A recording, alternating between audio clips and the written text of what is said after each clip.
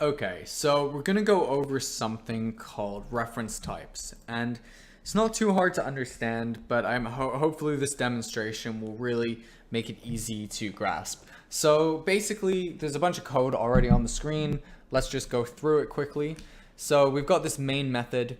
We make a test int equal to 5, and then we print test int, then we press print test int again, and then we make a test array 1, 2, 3, and then we print the array, and then we print the array again. So let's press play, like so. Does it all work? Yeah, we got 5, 5, 1, 2, 3, 1, 2, 3. So that's actually pointless. This is just going to demonstrate my point in a second. So right now, we've got these two functions also.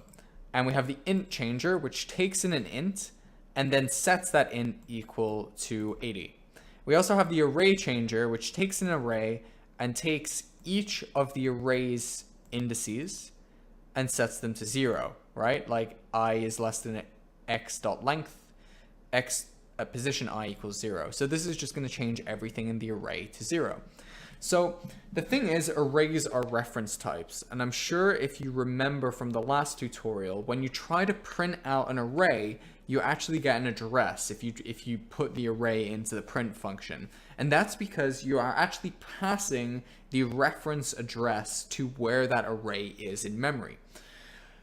This is a reference type, and it's really important to understand how reference types get passed around in a program, because it can highly affect how you code and can cause errors later on, which will be logic errors and will be very hard to track down. So this demonstration is going to help you understand. So what I'm going to do is use int changer here, int changer, public void int changer, like so. Probably spelled it wrong.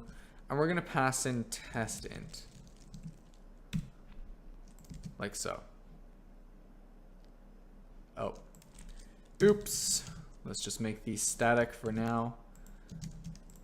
Okay, that fixed everything. So it's all working now. If I press play and for now just comment out the print statements of the arrays, what do you expect to happen? Do you think that test int is going to say 5 and then print 5 again? Or do you think it's going to equal 5 then 80? Let's press play and find out. It equals 5, right? And you might be surprised by that. You might think, well, we put 5 into here in x, but then x now equals 80. But that's not what happens. What happens is when you put a input into a function, this is a new x now. This is a new variable. And so changing x to equal 80 doesn't change the original variable you put in, right? So you end up with 5 and then 5 again. And this x equals 80 essentially just makes a new variable, makes this x equal 80, and then nothing happens to it, right? But I'm going to hide this for now. And we're going to see what happens when we do this with an array. Press play. So the array 1, 2, 3, 1, 2, 3, but now we're going to use array changer. And we're going to put this array directly in as a parameter. And we're going to press play. Wait a second. Why did that happen? Didn't I just say that this creates a new variable? Well, yeah, it does, and it still does. But arrays are reference types. So the value of an array is its reference, meaning that when I call test array at position I get the reference to test array, and then I find the position I relative to that reference. So when I pass it into the array changer, this int x here is a reference to the place in memory. And so it's still the same reference to the place in memory, even though it's a new variable. We have a new variable x, which equals a reference to the array in memory. And so you're still able to access the exact same integers that were passed in. So when you come here and start to change things at indices in this array x, you actually physically change the place in memory instead.